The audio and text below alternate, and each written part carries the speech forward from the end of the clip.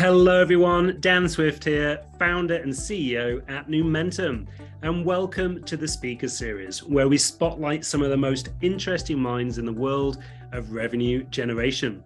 At Numentum, we help forward-thinking B2B organizations create better buyer experiences and deliver new momentum to their revenue engine. On this episode of the Speaker Series, we speak with Intertrust Group CEO Shankar Iyer. We have a great conversation around our common roots as salespeople, being passionate about people, and the importance of preparation.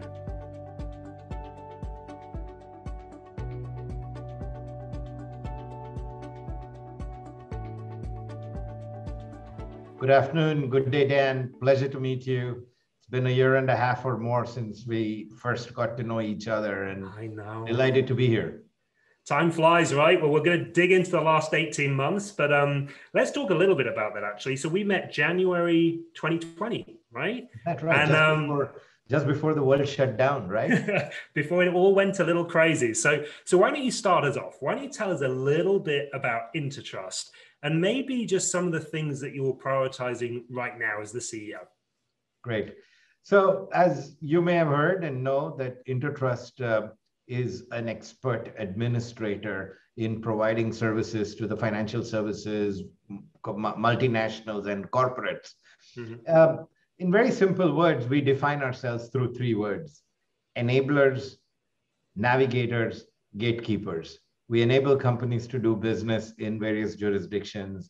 We help them navigate through various regulatory challenges, and we really are gatekeepers to ensure that they're doing the right thing at all times as we advise them in various jurisdictions.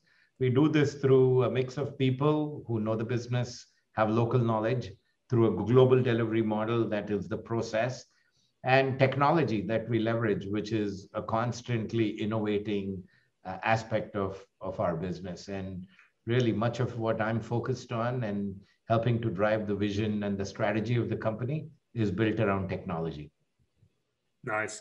Well, we're going to dig a little bit more into that momentarily, but this whole speaker series is about learning a little bit about the human being behind the title.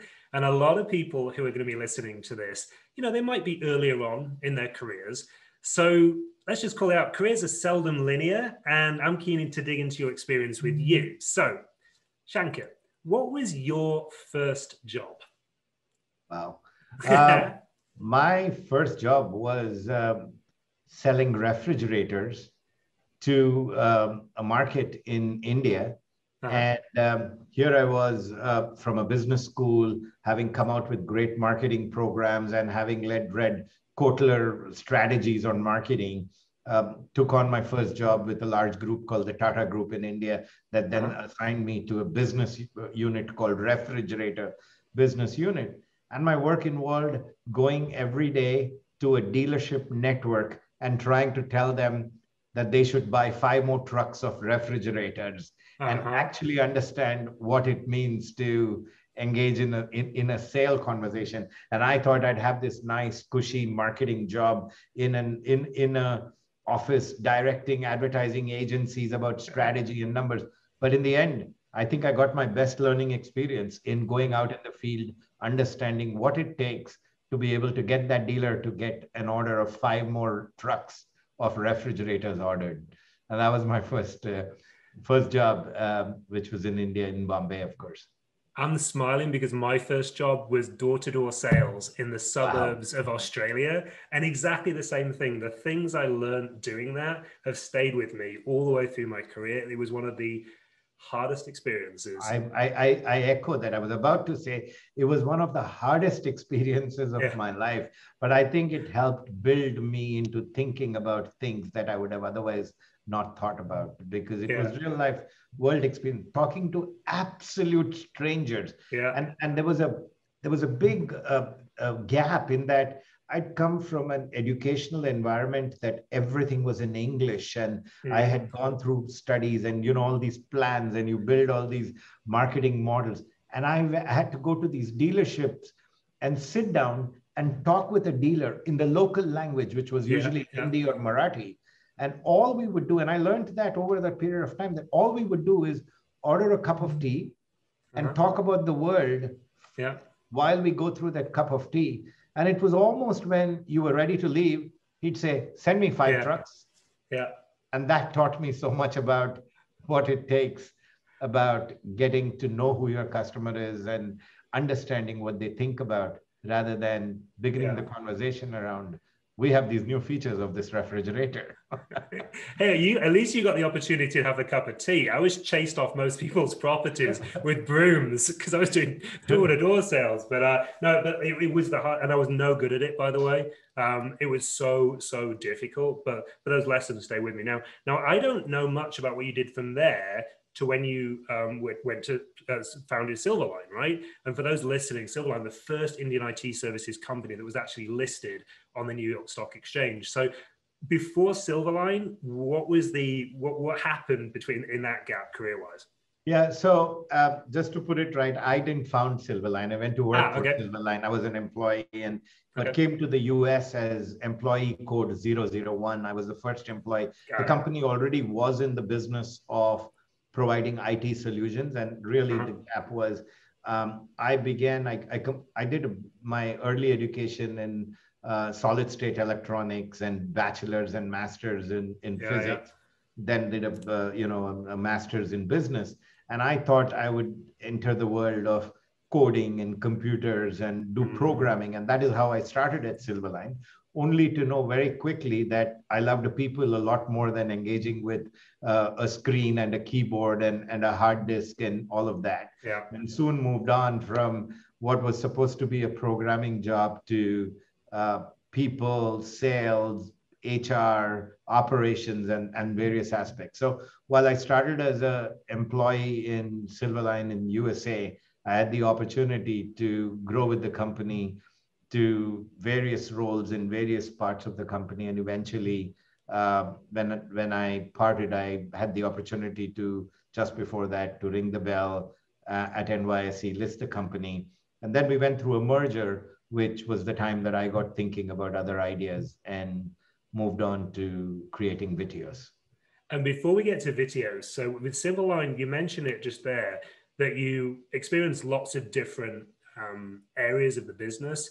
And would that be one of your recommendations to people today, to try and experience as many of the different areas of business as you can, rather than staying in one particular swim lane, or something else? I mean, it is indeed unique for me that I had that opportunity, and I think, but it's also because one looks for them, right? You look to being able to do that. I mean, starting with, as I said, a programmer, but then soon moving to managing sales, and or actually starting to do sales, to leading sales.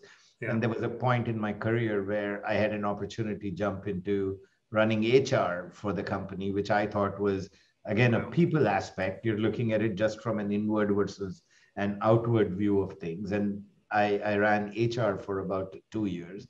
From there on to back to operations to take on a role of Chief Operating Officer before I eventually became Chief Executive. So yes, I absolutely think that an ability to step through everybody's shoes gives you greater appreciation of trying to think about how the other person is thinking when you're usually engaging with people from different walks of life.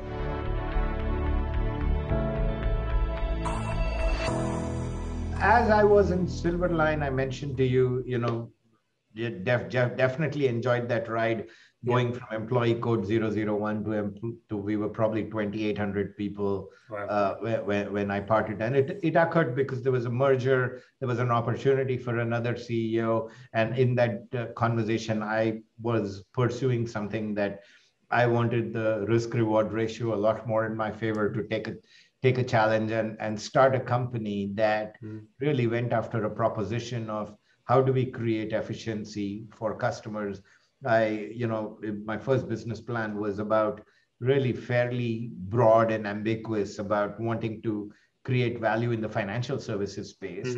And then it took a period of time to actually zero in on what I call asset management, and even within that, hedge fund administration. But that was a part of a learning journey that I went through for almost a year and a half while I was seeking the sweet spot. And in 2003, formally launched Vitios to be what was then called a hedge fund administration company that, we built out with, again, very similar model of thinking about the right people who understand the business, the technology that we were out to build, and then having willing customers and willing ears to be able to recognize that we were going to bring in some efficiency in how they think and manage their business. Amazing. Now, when you put all of those experiences together and the number of years that we're talking about, were there any pivotal moments that you look back on, or any specific conversations with people that you look back on and think, yeah, those changed the trajectory of my career and where these businesses went? How do you think about that? Yeah, I mean, I think one goes through many such pivotal moments in life, but I think as I was building out Vitios, I think the most important aspect of how I felt we were making progress was, as you defined what you want to do, it was more important to define what you won't do. And that may seem a very mild phrase in itself, but let me explain to you. You're a new startup, you're put out some of your own money, and then at some point in time I even raised money from others, and you have a mission, you have a proposition that you believed in, that a dream that you think you are going to create value for your customers. And frankly, when you write your business plan, you are only a business plan. You become a real business when somebody writes a check for your business plan, right? That's when you become a business. It's not uncommon for somebody to tell you, but I think you can do this, but can you do this for me? It could be a service, a capability that you probably are capable of doing, but it takes away from the path or the vision of where you want to go. Making that choice at that time is extremely difficult. It's no exaggeration. It's putting food on the table at that point in time, because it's gone to 6 months of no pay and paying people, and you don't have visibility of payroll for the next 60 days. And you're beginning to think, well, this particular project can give us that income to be able to make that payroll. And it's extremely difficult. That's why at those points in time to decide what are things that you will do, but more important to define what are things you won't do, because you could just get lost in that won't do to be taking you away from having will do, what you will do. So I think that's just something, and there were opportunities like that for us to engage in projects like that, but we were careful and believed in our mission, and sometimes, as they say, fortune favors the brave. It's exactly where we are as a business right now. We're going into our 4th year, and we have the mission. We know exactly what we're laser focused on. And even now, when we've proven the business model, you have those pangs as a business leader, right? Do I take this account on? It could be so lucrative. It could be great. And then you think about all the extra work and all the things you're going to be pulling resource away from it. I feel that.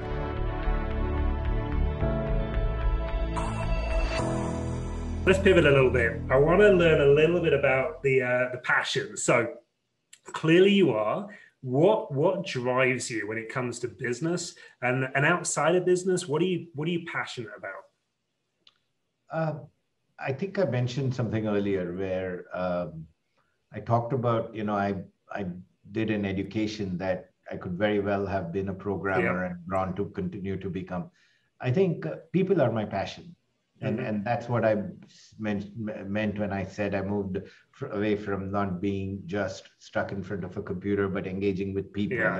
And so I enjoy people, and I enjoy engaging. And for me, I think to be successful in business, one must have great interpersonal relationship. One must have the ability to put yourself in the shoes of the person you're engaging with, whether it's a colleague, a boss, a subordinate, a customer, a partner.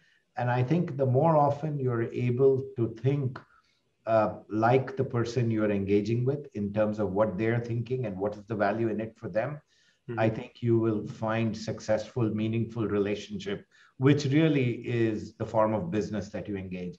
I think that drives me. And I think over the years, I feel that's a learning skill that I have learned and I use and combine that with listening. So, a combination of being in their shoes and then listening usually helps drive my passion in doing things.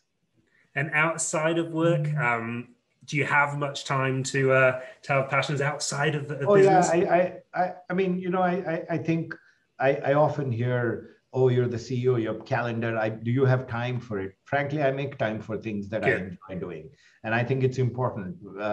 I also, have the ability to be able to engage in different forums, from when you're at work, when you're at home, when you're with friends. It's hard sometimes when you have a challenging situation at work to completely act on a Friday evening. I mean, you have a busy week, you have lots of challenges. Friday evening comes, it's not a switch off button at 6 p.m. that says, especially at the role and responsibility that I have, you cannot just switch it off. But I think I have some ability to be able to switch well into another mode and another. Among things that I enjoy doing, I love traveling. And I think my work life gave me that opportunity because, again, it goes back to travel helps meet people, builds perspective and your appreciation of what it takes to do business and what understands people. So I enjoy that. Over the last few years, having, learned to play golf about now 8 years ago, I enjoy doing that more so because, and I share this with most people, that if you want your teenage boy to spend time with you, go learn to play golf with him, because my son gets to spend 8-9 hours with me, and my wife asks me, how does he tell you all these things while he doesn't tell me? So I think that's another passion that I have. And just sports as a whole, following it, tracking it, watching it, going to events are all a part of where I get my outside of work pleasure. I love it. Now, you seem incredibly relaxed, very chilled, but are there any things that get you frustrated? Is there anything, what's a non-starter for you when it comes to business or personal? What frustrates you? Yeah, sometimes I almost wonder if I am a little too cool and calm for my environment. But over the years, having looked back, I think it's worked for me. And I can't be who I am not, and just don't have to be that snarling dog or angry person that makes things happen. Maybe it's the calm in the storm, right? Maybe that's what it is. Yeah, I agree. But I think what irks me is a lack of urgency. I think business life is all about urgency. And if there's one word that I always ask people to think about, it's about urgency. Because when you think about urgency, you will move, act, behave in a manner that keeps moving the needle forward. Because look, as individuals, as organizations, the only thing that is that drives us is growth, is growing. And towards that, growth occurs when there's a sense of urgency. And when there is a lack of it, it frustrates me. And that to me gets me going.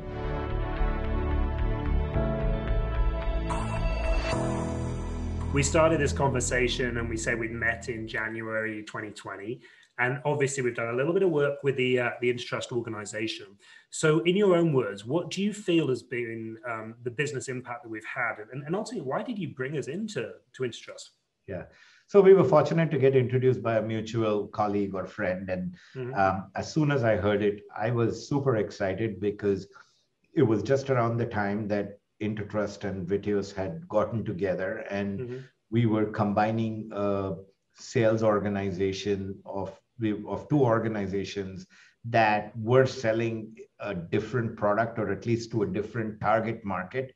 There was a need to create some levels of synergy, but even more importantly, bring a training or a learning structure into the sales organization, not just from a product perspective, but from a discipline and a culture perspective. And when I still remember the first meeting we had in our New York office in Lexington Avenue when you came in. And I think everything you said were spot on in terms of things that I was thinking. And I'd spoken to Ian at that moment about a compelling need for us to, I really call it as an investment in training and having our sales organization prepared for the growth that we were investing in. I think we signed up and we got started, and if anything, the pandemic just made it even more compelling for us to have thought about something like this. And it was spot on, because the world completely changed on us, right? I mean, you could not call a prospect because he's not at his desk and you don't have a cell phone number. And even today, well, today I think things have changed a little bit. Calling a prospect on a cell phone when you don't know the person is almost a little bit of an intrusion. It's like why am I getting this cold call is certainly an intrusion, right? So an ability to think about, there are so many different ways to reach your prospect. And the work that you need to do before you pick up the phone to call them is so critical that you have to think about all the ways of not picking up the phone to dial, but picking up the phone to answer the ring, right? And I think everything you said resonated with what I was thinking about at that time. I think from what impact it has had, I tell anybody, go take a look. Sometimes I'm almost concerned if my LinkedIn has been, tweaked for me to see how much activity we are having on our LinkedIn, thanks to some of the techniques and skills that you have helped train our people into. But I think it's done a great bit of good in creating that engagement with our ecosystem, with our community, in helping our teams learn. And I have got feedback from almost everybody in our team during last year that they came away very impressed, learning. Many of them had many years of selling experience, and yet they felt this was a paradigm shift in how they were thinking about it. And it helped them tremendously, especially in a very tough year for salespeople and sales organizations. So I think we're really delighted that we engaged. Good. Well, it's testament to you and the leadership team for creating that kind of learning culture where people were genuinely stepping out of their comfort zones and trying these new things.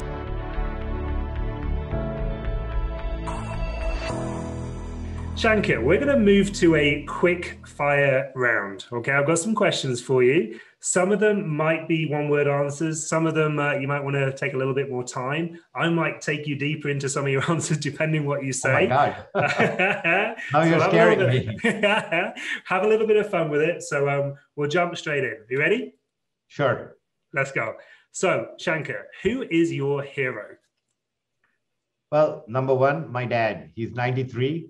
And he calls me maybe once in 2 weeks to tell me, why did Vodafone charge me 99 rupees, which is, by the way, $1.30, for this app that I did not download, and I'm arguing with them. And he's a man who ended his work career with a typewriter.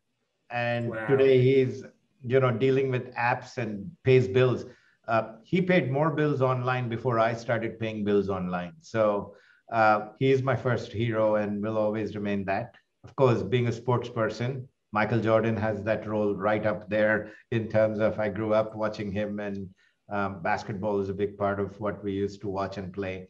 So another one. There are many others in the sports field, but I'll leave it at that. Now, over the years, you'll have gone to, I'm sure, a lot of different sales kickoffs. Do you have a favorite, and why? I think the most recent one that we did is the Intertrust Vitios sales kickoff. We had a program called Fusion in 2019, July, where we brought together the sales organizations of both companies. And it was a big moment. I mean, clearly, I mean, the size of where Vitios was, and Intertrust acquiring Vitios was a big moment for me and my team. And kicking off that combination of companies with an event like Fusion was fantastic, and it remains at the top of my mind. Fantastic. Now, are you a morning lark or are you a night owl? I'm a morning lark. I'm a morning lark. I never need an alarm. My wife laughs at me on why I still keep an alarm. I call it insurance, but I'm up way too early. But most people never ask me. They say, "Wow, you wake up so early. You don't get sleep? Why do you wake up so early?" Nobody asks me when I go to bed. I'll leave that as a mystery. What was Shankar? Very random. This one. What was your last Halloween costume? Oh wow. Well, I think that I remember just going out with my kids a while ago. Actually, I haven't dressed up for Halloween in a while, but I just put on a skull mask and black polo, black pants, and walked around the development with them, collecting candies and doing things with them. But that's the last I can remember. Now, I know you're living in London right now, but what is your favorite city in the world? Is it London or is it another? Well, I love Hong Kong from a business perspective. Very efficient, very rapidly moving, great people. That's for work, and for pleasure or vacation, a couple of spots, but one that comes to mind is San Gimignano in Italy, is a high point for many of us, and certainly for my family. Are there any cities or countries that you've not been? Because I know you travel a lot, that you've not been to yet that you would love to go to? Oh, many cities, many countries, but Australia is right up there. I have not been there. And now that we have offices and operations there, in fact, I've told our regional MD, we need to get there. We actually had plans, and there was a meeting scheduled for last November, which we didn't do. It was a different matter that it was also coinciding with the World Cup cricket match in Australia. But we'll keep that for another day to go visit our offices and our business over there in Australia. How many cups of coffee a day, Shankar? Just one, actually. Some days two. My one coffee early morning is a very potent, very strong coffee that keeps me going. Only one, but it's strong. Your favorite manager ever and why? Favorite manager and ever. Why? Well, Phil Jackson of the Bulls. Love it. Coach. There you go. I'll take it. Looking back, what would you tell your younger self? Be bold. Grab opportunities wherever you can. Be nice to people. Be opportunistic and always look at the glass as full. I mean full. And I think you'll do well. Don't look back and regret any decisions. Look ahead.